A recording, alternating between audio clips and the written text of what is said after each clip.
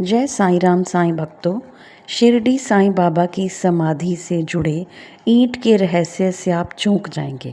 चलिए बताती हूँ मैं आपको। साईं बाबा के पास एक ईंट हमेशा रहती थी।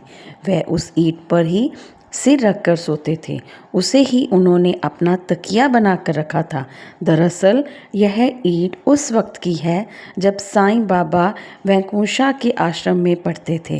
वैकुंठा के दूसरे शिष्य साईं बाबा से वैर रखते थे, लेकिन वैकुंठा के मन में बाबा के प्रति प्रेम बढ़ता गया और एक दिन उन्होंने अपनी मृत्यु के पूर्व बाबा को अपनी सारी शक्तियां दे दी और वह बाबा को एक जंगल में ले गए, जहां उन्होंने पंच अग्नि की तपस्या की।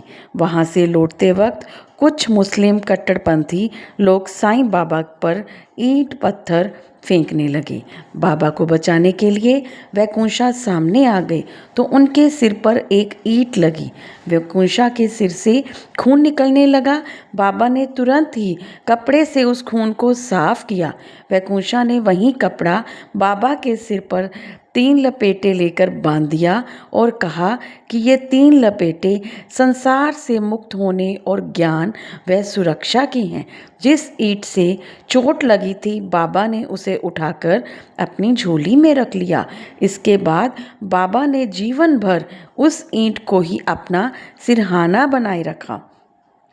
सन 1918 ईस्वी के सितंबर माह में दशहरे से कुछ दिन पूर्व मस्जिद की सफाई करते समय बाबा के एक भक्त माधव फासले के हाथ से गिरकर वह ईंट टूट गई। द्वारका माई में उपस्थित भगतगण स्तंभ रह गए। साईं बाबा ने भिक्षा से लौटकर जब टूटी हुई ईंट को देखा तो वह मुस्कुरा कर बोले, यह ईंट मेरी जीवन संगिनी थी, अब यह टूट गई है तो समझ लो कि मेरा समय भी पूरा हो गया। बाबा तब से अपनी महासमाधि की तैयारी करने लगे। हालांकि यह भी कहा जाता है कि दशहरे के कुछ दिन पहले ही साईं बाबा ने अपने एक भगत रामचंद्र पाटिल को दशहरे पर तात्या की मृत्यु की बात कही थी।